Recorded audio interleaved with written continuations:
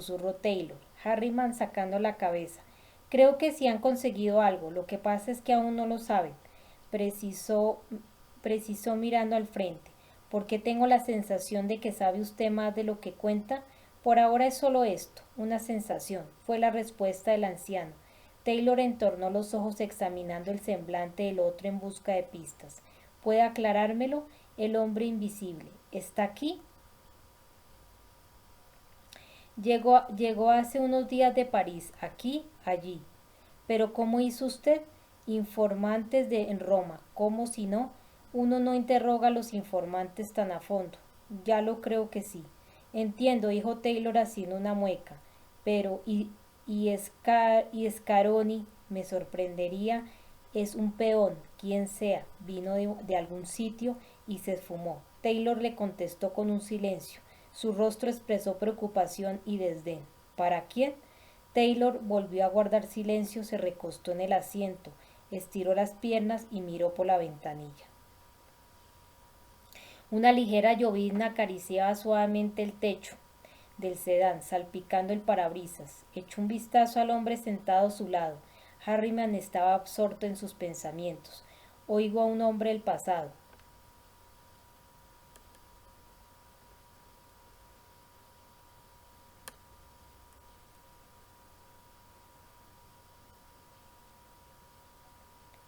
Un hombre que nunca fue. Se puso a recitar una vieja nana. Mientras subía la escalera me encontré con un hombre que no estaba allí. Hoy otra vez no estaba. Ojalá él hubiera venido a jugar. Taylor sonrió burlón tras citar incorrectamente el último verso. Jim, señor secretario, por ahora no mencionemos Roma hasta que las cosas estén más claras. James F. Taylor esbozó una leve sonrisa. Su madre, la de la F de la inicial, lo hubiera probado. Capítulo 23. La sala de situación de la Casa Blanca es un espacio de 2000 metros ubicado en el sótano del ala oeste, utilizado por el gobierno como sala de reuniones y como centro de dirección de los servicios de inteligencia. Está gestionando conjuntamente por el Consejo de Seguridad Nacional y el Departamento de Seguridad Interior. Aquella mañana las personas convocadas a una reunión de emergencia y coordinadas por el jefe de Estado Mayor de la Casa Blanca eran economistas gubernamentales de máximo nivel, en cuya experiencia y competencia se basaba la estructura económica del país. Esas personas estudiaban todas las variables imaginables y prevían las consecuencias financieras de una operación determinada. Todos los gobiernos del planeta les tenían, eran especialistas muy buscados, calculadoras humanas en cuyas recomendaciones y solvencia basaban los gobiernos su futuro económico. Sin embargo, no ejercían ningún poder militar, no comandaban ejércitos, no ordenaban actuar a submarinos, nucleares ni a reactores supersónicos. Esas personas sabían que solo entendiendo cómo funciona el dinero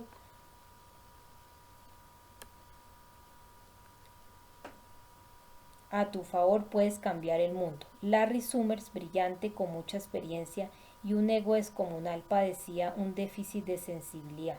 Era director del Consejo Económico Nacional NEC. Tradicionalmente el director del NEC es el agente honesto del equipo económico. Dada su fama de fanfarrón, en la nueva administración muchos dudaban de que el señor Summers pudiera desempeñar esa función. Jim Nusley, director de presupuesto de la Oficina de Gestión, era un republicano que gozaba del respeto de los dos partidos del Congreso por su capacidad para decir no a las cosas con las que no estaba de acuerdo. El jurado todavía estaba deliberando sobre si el señor Nusley era lo bastante duro con el lápiz rojo. La única mujer del equipo económico, Kristen Romer, era una estratega extraordinariamente destacada historiadora económica, presidenta del Consejo de Asesores Económicos y principal rival de Summers en su disputa por la atención del presidente. Dicho esto, demasiada competencia de ideas puede generar el caos y el presidente quizás incrementó el riesgo al crear a un otro organismo. Tras elaborar un programa en torno a la idea de la economía primero y ganar las elecciones por un amplio margen a su rival republicano, el presidente electo escogió a Paul Aletas Volcker, antiguo presidente de la Reserva Federal, como nuevo jefe de la Junta de Asesores para la Recuperación Económica y a Austin Goolsbee, el consejero que más tiempo llevaba a su servicio como director de personal. Volcker, partidario de Rockefeller, era un hombre de alianzas discutibles,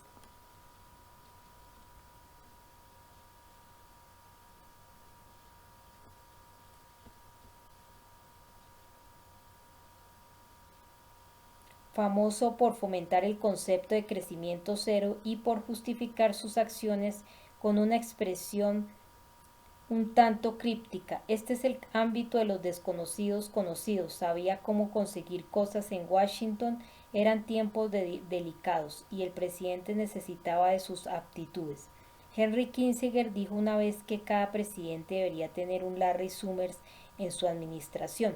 Dijo lo mismo de Nussle, Romer y Volcker. Al formar su equipo económico, el presidente electo había tenido en cuenta ese consejo. Se apreciaba un marcado contraste con la anterior administración, en la que los economistas nunca tuvieron mucho peso, en la que los puestos claves estaban ocupados por confidentes familiares y mercenarios políticos. Uno era un ejecutivo de la industria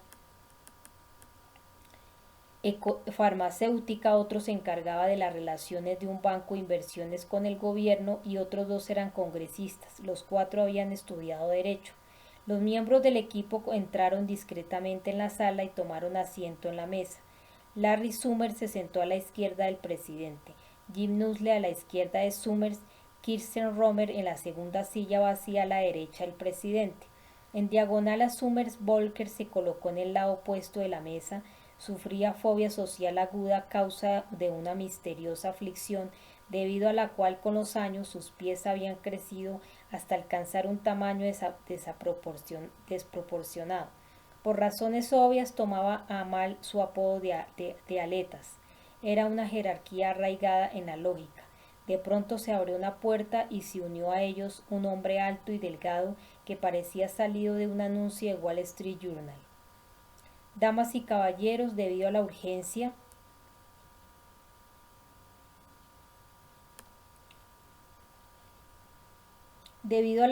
del asunto, he pedido al secretario de Estado que nos acompañe en la reunión. El secretario de Estado Brad Sorenson ocupó una silla vacía a la derecha del presidente. Saludo a todos los presentes con una inclinación de cabeza. Parece cansado, señor presidente, dijo Jim Nussle, una vez que todo el mundo estuvo sentado y se hubieran regulado las luces. Lo estoy, admitió el presidente. Lamento haberles convocado con tan poca antelación. Estarán todos de acuerdo en que se trata de una emergencia nacional. Gracias por incluirnos, señor, dijo Kirsten Romer. El presidente asintió en silencio, pulsó un botón incrustado en la mesa frente a él. La primera diapositiva, por favor. Se apagaron las luces y en una pantalla de plasma extra grande apareció una imagen sobrecogedora, las calles adoquinadas de Budapest, una zona de guerra, manifestantes provistos de bloques de hielo destrozando el Ministerio de Finanzas húngaro, centenares de personas abriéndose paso a la fuerza hasta la Asamblea Legislativa. Damas y caballeros, esto es real. De momento el colapso económico está afectando con más dureza a otros países industrializados. En todo el mundo las bolsas emergentes están implosionando a un ritmo más rápido que el nuestro. Europa ha accionado el turbo debido a la falta de gas natural ruso de las últimas 3 semanas. Al hundimiento económico se ha sumado el sufrimiento humano a causa del frío, con temperaturas en torno a los 0 grados. Se han producido disturbios desde Letonia, en el norte, hasta Sofía, en el sur, en todo el mundo, desde China e India hasta Europa. Los países industrializados se están preparando para el malestar social. No es una novela, no es la rebelión de Atlas.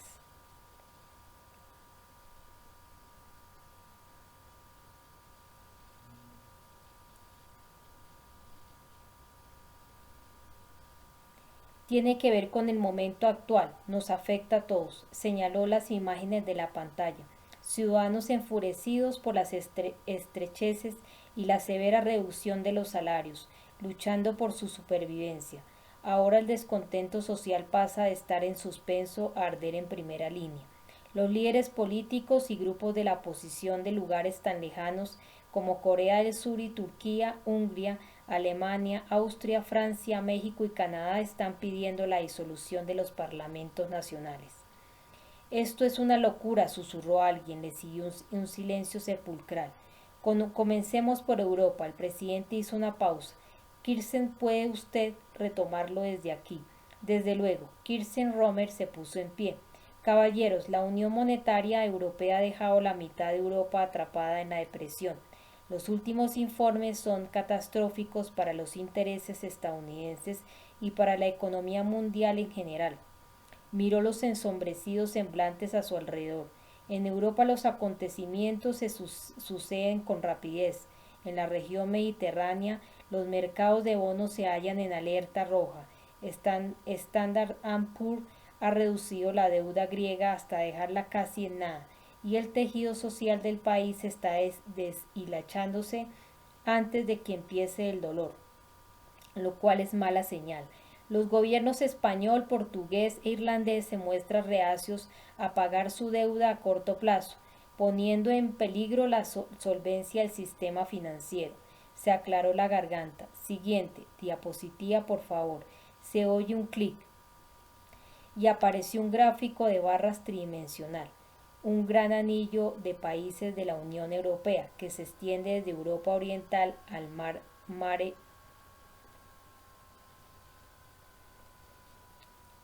Nostrum y las tierras celtas. Esta es una depresión como la de las décadas de 1930, o lo estará pronto.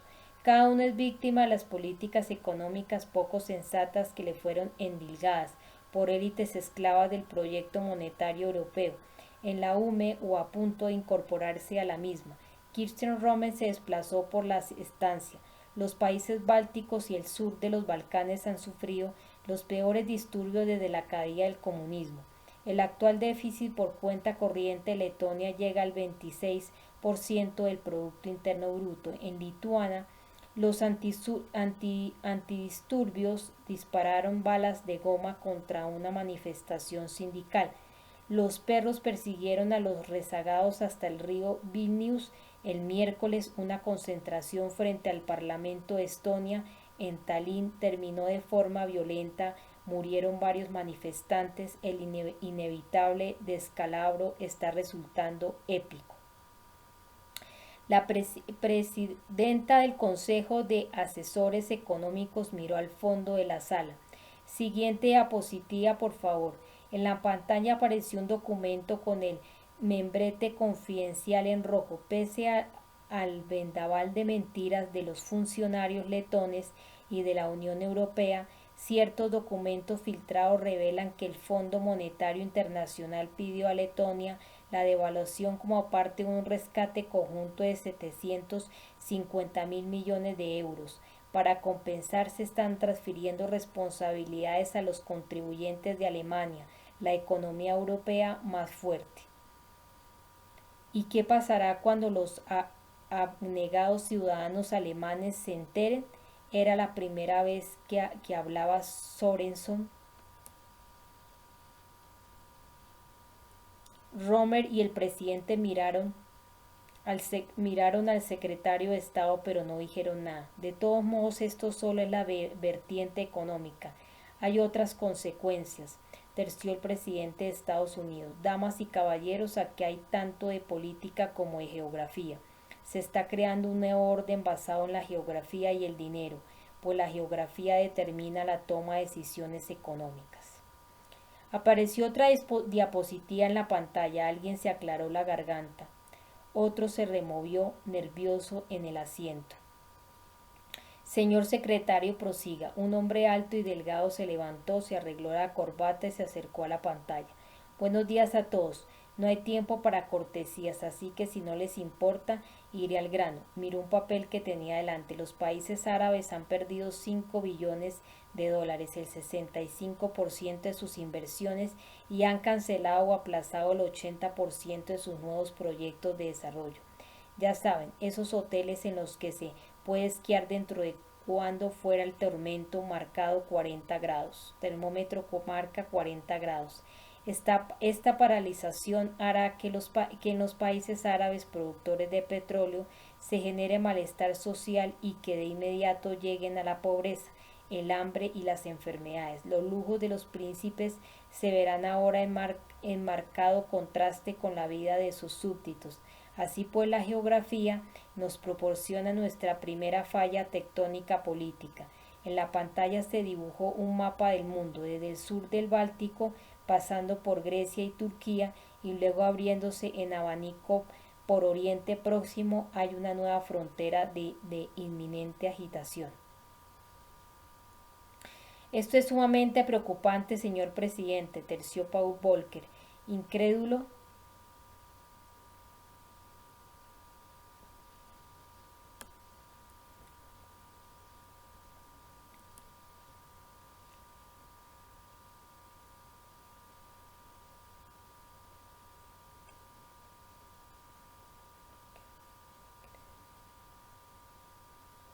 Supongo que es inevitable preguntar cuándo nos afectará a nosotros, Brad, dijo el presidente en voz baja.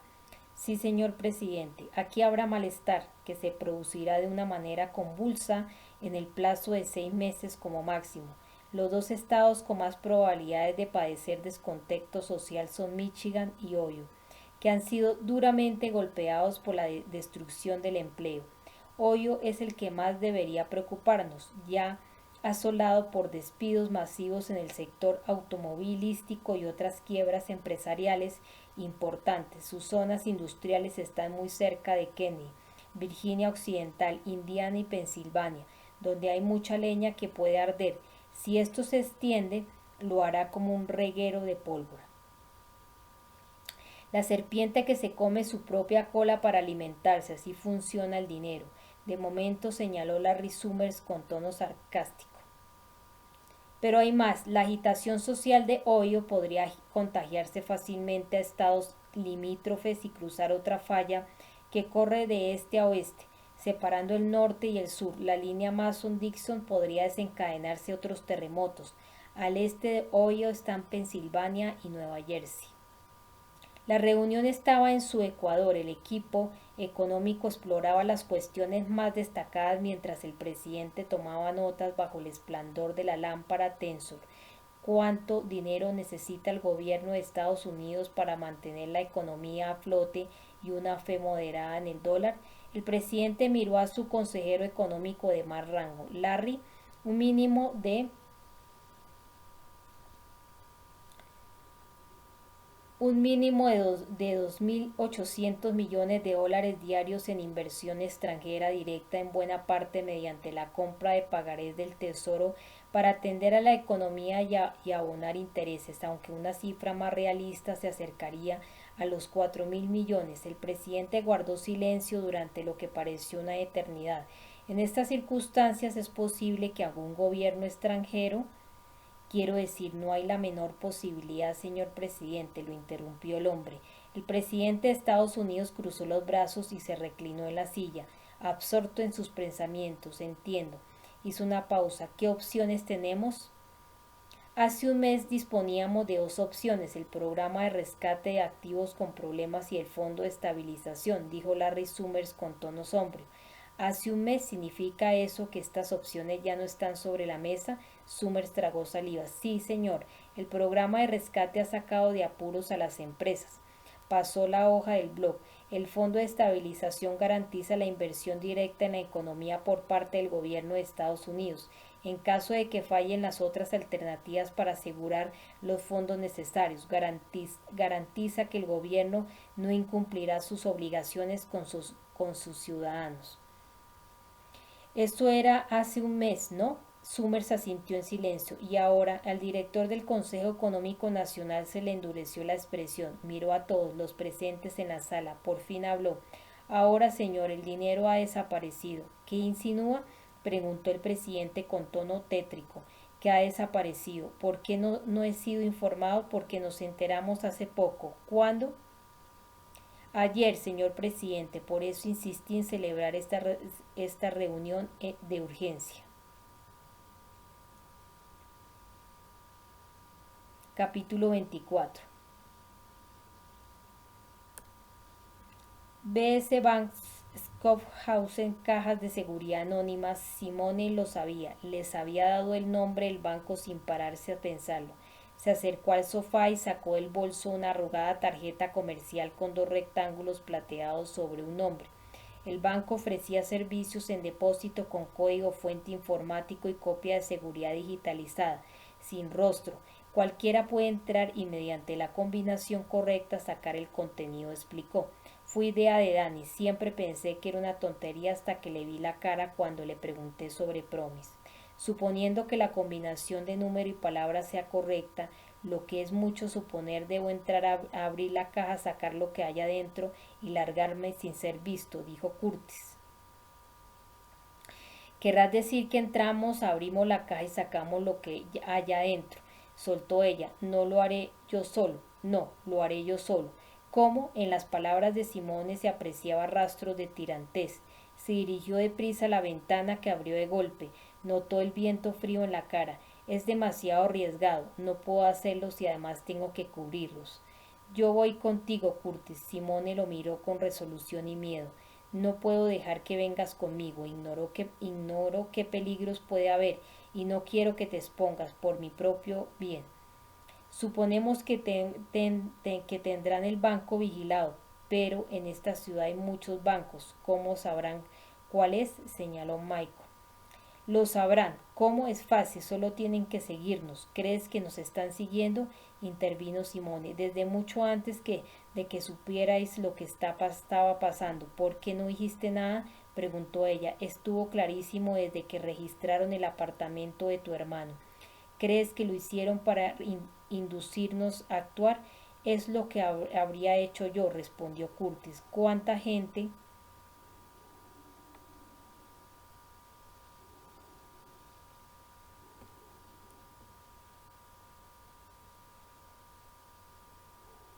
¿Cuánta gente habrá trabajado para ellos? Dijo Michael. Curtis sacudió la cabeza. Si se trata de una organización de múltiples niveles, suficientes para vigilar todas las esquinas del país.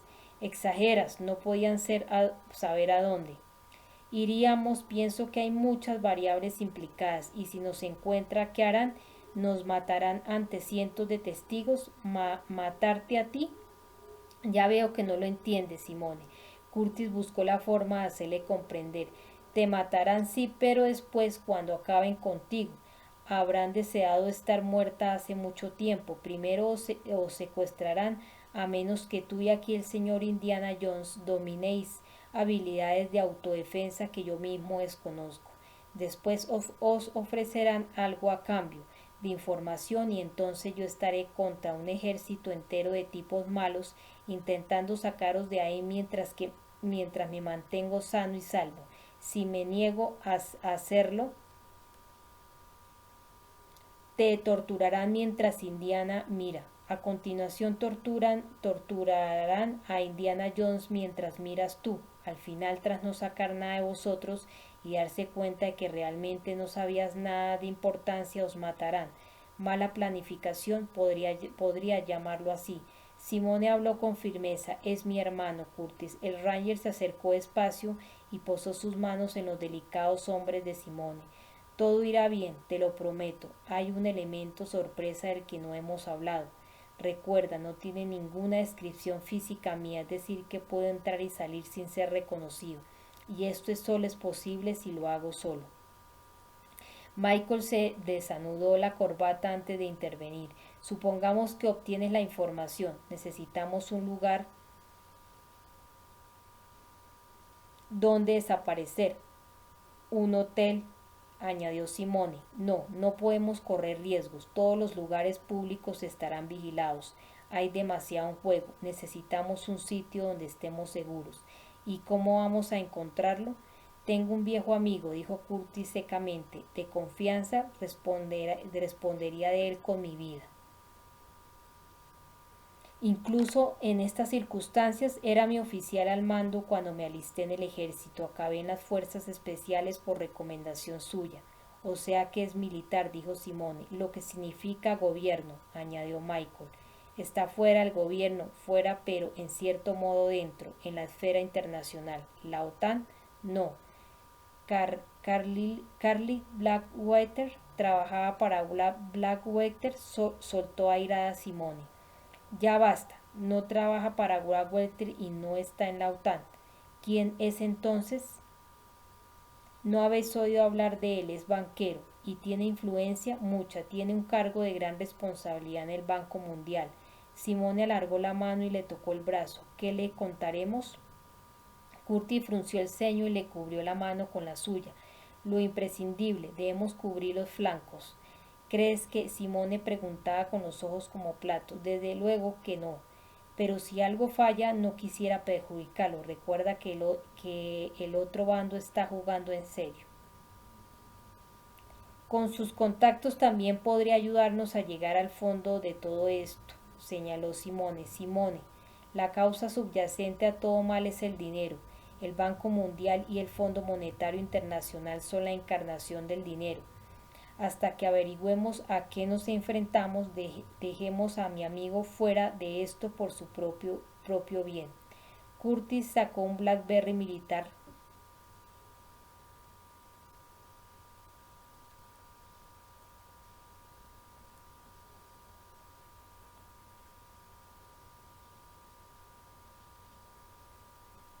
Con seguridad BASP invulnerable a los hackers. Marcó un número no incluido en la agenda y esperó. Por fin contestó una voz masculina. Hola, hola Christian, dijo Curtis tras una pausa. Incluso para contestar el teléfono tienes la virtud de la paciencia. Otra pausa. Esto cierra el paso a los invitados no deseados. Me preguntaba si tendría noticias tuyas. Roma está en todos los noticiarios. ¿Cómo supiste que era yo? No fue difícil. Pocos hombres que yo conozca lo habrían conseguido. ¿Y qué hay de los que no conoces? A la larga habría acabado enterándome. Suele pasar cuando administras el dinero. Vaya, es estupendo saber de ti, pero intuyo que es algo más que una llamada de cortesía. Siempre has sido muy perspicaz. Va, con el cargo. Supongo que sí. El caso es que estoy con un par de amigos y tenemos un problema. Necesitamos un sitio donde escondernos. Problema resuelto. ¿Está relacionado con Roma? Tal vez. ¿Cuándo te veré? Hoy mismo después de que anochezca, dijo Curtis. Mandaré a mi chofer. No, cuanta menos gente implicada mejor. Tan prudente como siempre, lo haremos a tu manera. Christian se rió. Me fascina tu estilo. Por supuesto, de lo contrario el sistema no funcionaría. Los dos hombres se despidieron, salvo por la agitación en su mente. Curtis estaba sereno. Cubrir los flancos, tener un lugar donde quedarse, ser invisible, pensar y planear. ¿Quién es esa gente? No dejaba de repetirse a sí mismo que lo hacía por su amigo y por Simone y su hermano, pero en el fondo Curtis Figueregan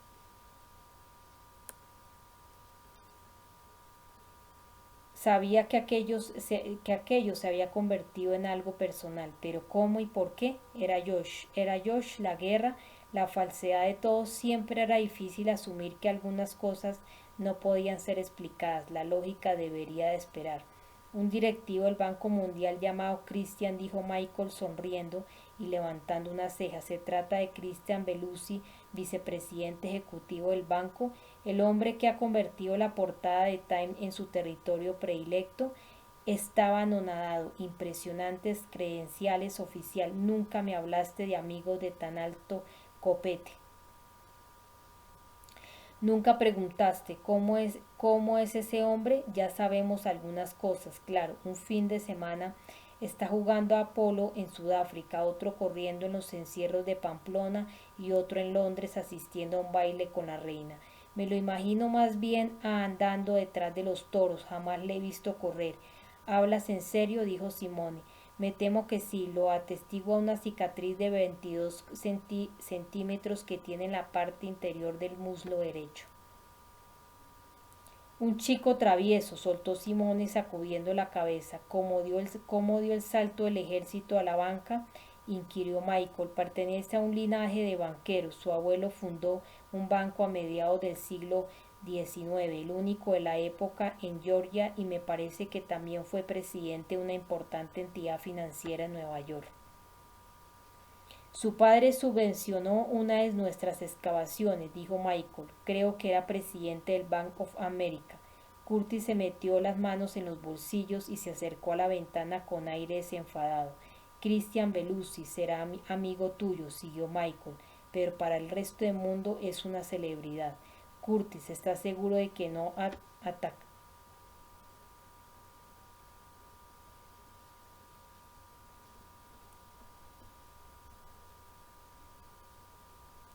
¿Estás seguro de que no atarán cabos? Preguntó Simone.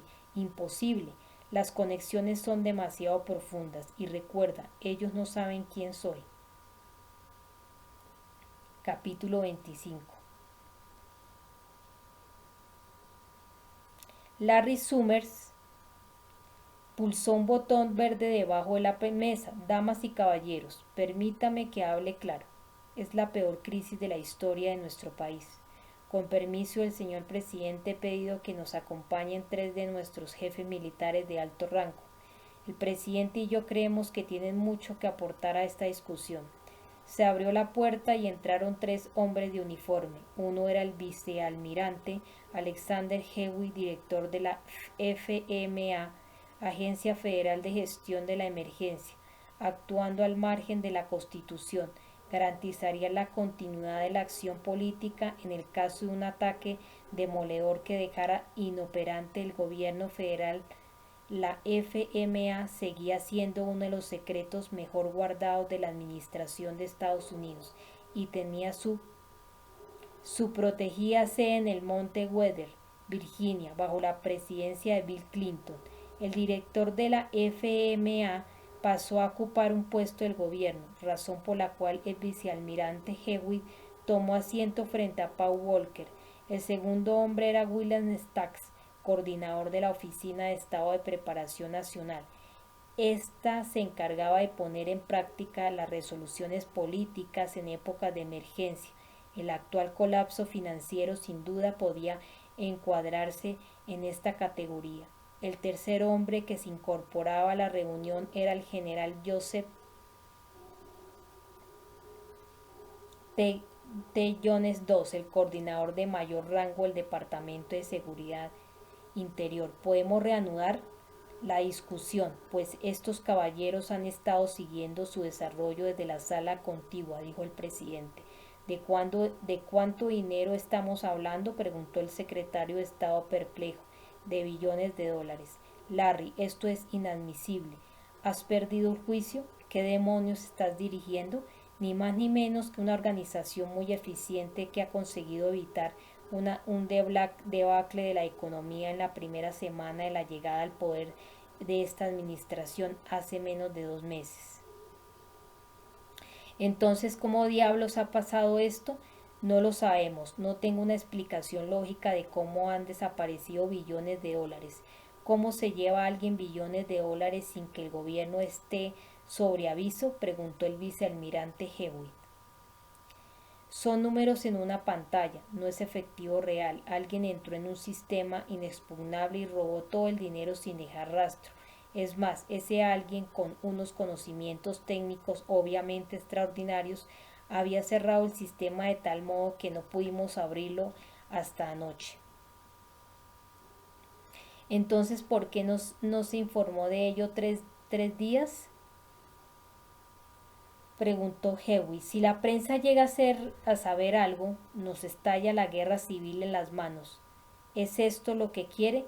¿Es esto lo que quiere la FMA? De hecho, usted lleva más de 3 décadas preparándose para esta eventualidad. Ya basta, interrumpió el presidente de Estados Unidos. Se hizo el silencio en la sala. una admisión de lo inimaginable. Lo rompió el general. Joseph T. Jones II. Evidentemente, nadie cree que la crisis fuera imprevista, pero ¿cómo hemos llegado a esta situación?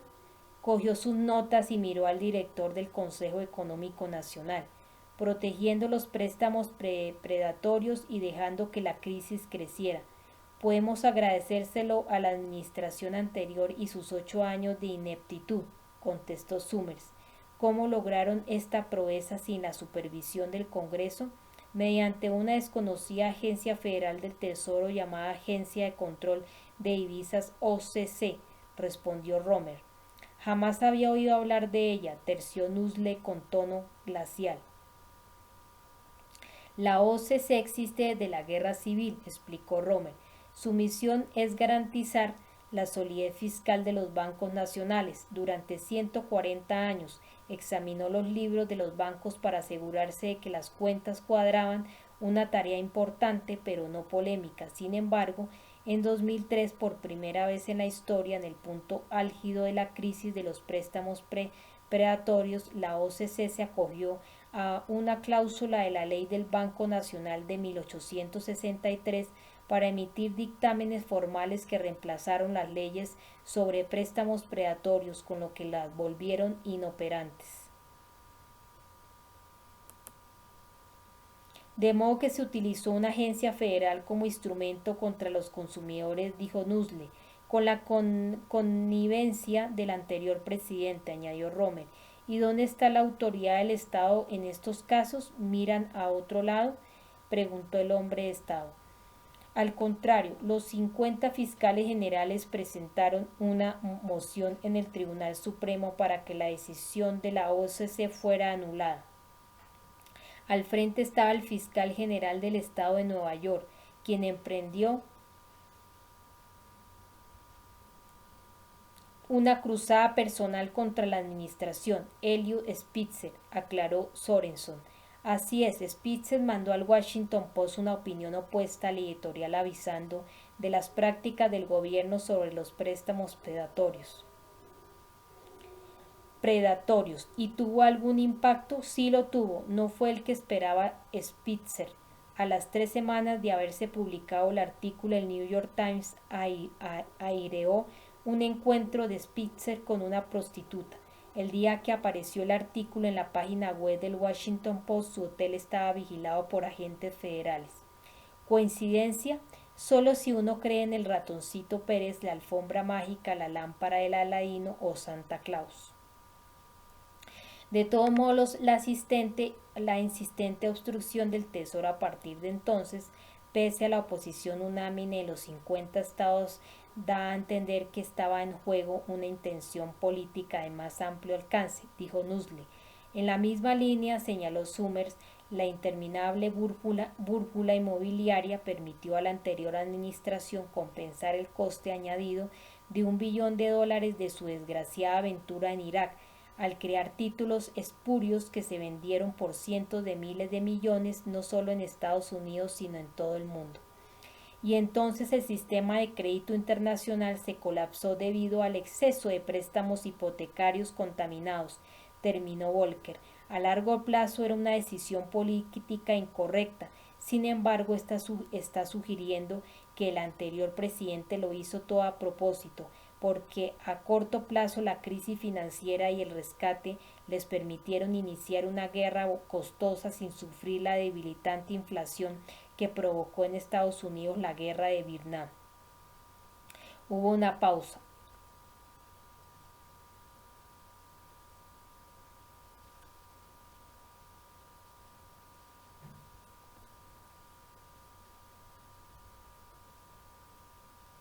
Ahora quiero estudiar la posibilidad de una guerra, en casa o en el extranjero. El presidente asintió hacia el secretario de Estado.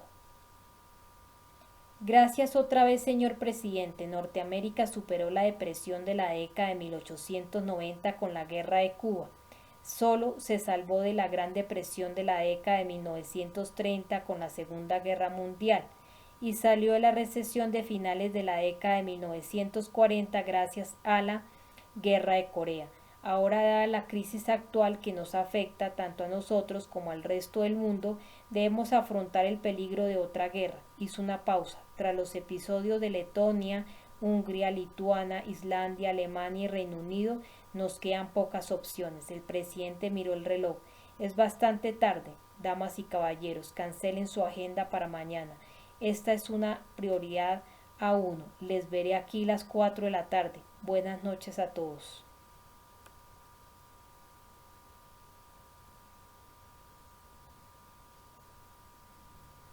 Capítulo 26. Se pusieron en marcha pasada la medianoche, pero la hora no importaba. Cristian lo entendería. No tardaron más de 20 minutos en detenerse frente a un edificio de piedra roja, un tanto ruinosa, rodeado de un lado por un jardín descuidado y en el otro por un campo de juegos en miniatura.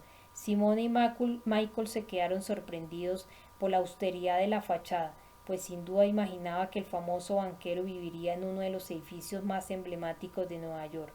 Llamaron por el interfono y entraron al instante. Una maciza doble puerta de hierro forjado, enmarcada sin pretensiones por un tubo de hierro, se cerró tras ellos con un lúgubre golpe. Atrás quedaba el murmullo del tráfico nocturno. ¿Estás seguro de que es aquí? ¿Ha pasado mucho tiempo?, preguntó Michael. Las apariencias se engañan, gruñó Curtis. Estaba bromeando, no lo tomes como algo personal, replicó Michael con tono agrio. Pasaron frente a una ancha escalera de piedra en el centro del vestíbulo y subieron a un viejo y destartalado ascensor. Curtis pulsó la A del Ártico. El ascensor gimió cuando llegó a la primera planta, dio una sacudida vacilante.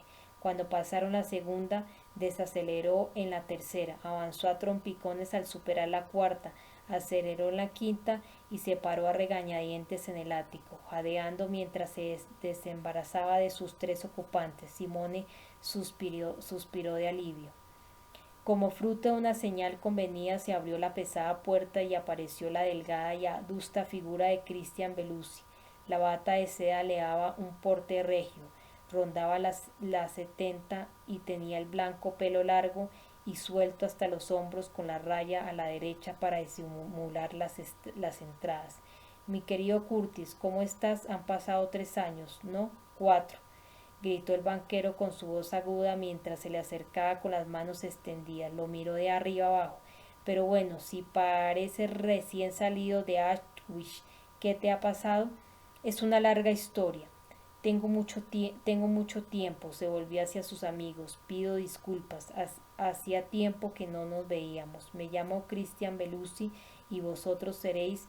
Yo soy Simone Casalaro y él es mi amigo Michael Asbury. El arqueólogo, en realidad historiador de arcanos, le corrigió Michael. Sí, claro, ya me acuerdo. Coincidimos en Washington en una recaudación de fondos. El Smithsonian. Exacto. Bueno, vaya sorpresa. Christian miró a Curtis. No sabía que tenías amigos tan...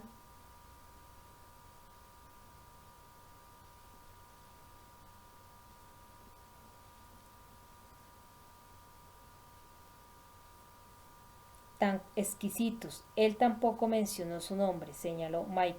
No me gusta alardear. Curtis se encogió de hombros. Todavía en el rellano. Charlaron animadamente. Curtis miró ansioso hacia el interior e iluminado.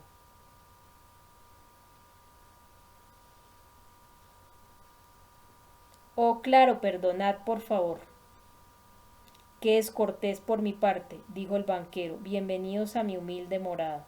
Simone fue la primera en cruzar la puerta y quedarse boquiabierta. El estudio de Christian no se parecía a ningún otro espacio que hubiera visto antes. En todo caso, no era precisamente lo que uno llamaría humilde morada. Tenía más de opulencia exagerada, 2 salas conectadas por una tercera que corría paralela al río, altísimas ventanas con vidrieras de colores, suelo de mármol, frescos dedicados a las glorias de Venecia del siglo XVI y piedra de color gris cremoso. El espacio salón rectangular, contenido en las 3 salas, estaba flanqueado por hornacinas que albergaban estatuas de artistas ilustres del Renacimiento. Un imponente patio cuadrangular daba paso a otra terraza con vistas magníficas sobre la ciudad. Simone miró alrededor mientras se dirigía al centro de la estancia. Iban a tirar el edificio abajo, dijo Christian como disculpándose. Así que compré los 4 pisos y construí esto en el ático. Voy a encender la luz. Es mejor si está iluminado. De pronto centenares de bombillas resaltaron al esplendor del lugar. Simone soltó un breve grito. Es exactamente igual que la tribuna de la Galería de los Uffizi en Florencia, exclamó incrédula. Es más, es, es, es más bien una buena copia, indicó Christian. Encargué a un arquitecto de la familia, Francesco Buntalenti, que me hiciera una réplica de los Uffizi. Claro, viviendo en Nueva York la he hecho mucho de menos. Construida sobre un plano octonal, la tribuna se inspiraba en la Torre de los Vientos de Atenas, descrita por Vitruvio en su primer libro de arquitectura. La estructura contenida en ella era un tema cósmico que aludía a los 4 elementos del universo. Largos manuscritos extraídos de libros, notas indescifrables escritas con mano firme en innumerables hojas de papel, hileras y más hileras de estantes con libros. Simón estaba asombrada por la magnificencia que la rodeaba. ¿Vive usted aquí? Aquí es donde existo, Simone. Este es mi mundo, provisto de todas las comodidades, necesidades. La verdad es que no me prodigo mucho en sociedad. De hecho, Curtis puede confirmártelo. Nunca me he sentido cómodo entre la multitud. Aquí puedo estar solo, dijo en voz baja mirando a lo lejos. ¿Y de dónde saca el tiempo? Siempre está asistiendo a fiestas, actos benéficos o hablando en reuniones internacionales, comentó Simone. Es parte de una actuación cara, Simone, pero va con el cargo. Llovía ligeramente, el cielo anaranjado daba paso en un gris sombrío. A lo lejos se oyó un estruendo y las sobresaltadas palomas alzaron el vuelo. Christian se acercó a un armario de pared y tiró de una palanca. Tras él apareció un bar bien surtido. Abrió una botella de single malt Scotch whisky y se sirvió un trago. ¿Alguien quiere beber algo?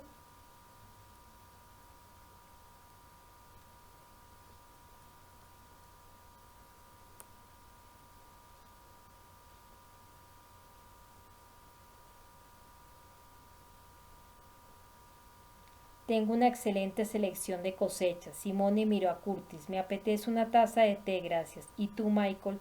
Tomaré un scotch si no le importa. Curtis, querido, dijo Christian andando con el gancho de su bailarín. Ya conoces las normas de la casa. Dejémonos de ceremonias. Sírvete tú mismo lo que quieras. Y a partir de ahora se volvió y miró a los otros dos. Esta regla es aplicable también a vosotros. Meneó el dedo en broma ante Michael y Simone. Y bien, Christian se sentó en una butaca de su biblioteca repleta de libros y cruzó las piernas. Observó a su amigo en silencio, absorbiendo todos los detalles como un banquero de inversiones que asimilarán un balance. Curtis se sirvió una copa y se volvió para mirarlo. Sé que te mueres de ganas por preguntar, pues venga, adelante, de acuerdo, dijo el banquero bajando el vaso. ¿Qué pasó en Roma?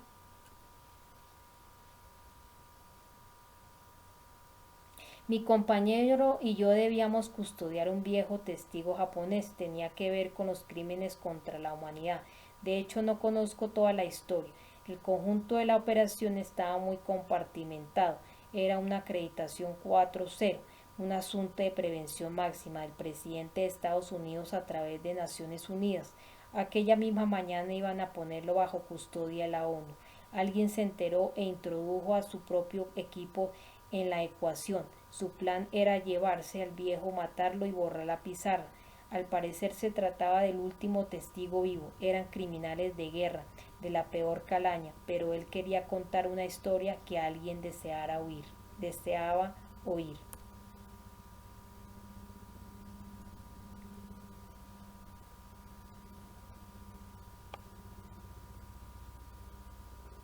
Una historia de hace 60 años.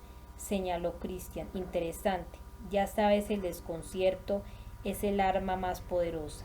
No, es la segunda. Detrás del miedo, el secreto será de gran importancia. Se han llegado al extremo de intentar eliminar todo rastro del mismo, pero ¿por qué ahora?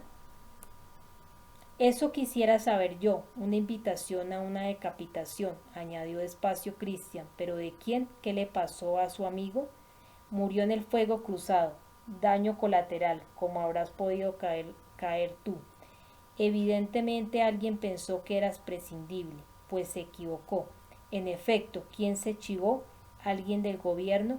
No lo creo. 4-0 es algo estrictamente reservado, el círculo es reducísimo. Y la Interpol, tal vez la era XD, prioridad máxima, etiqueta roja. ¿Naciones Unidas? Preguntó Christian sin dar crédito, alzando la voz. No lo sé, era HCM, material muy confidencial. Cierto, muy compartimentado. ¿Quién lo sabía? En la ONU, la comisionada para los derechos humanos y sus dos colaboradores de más confianza.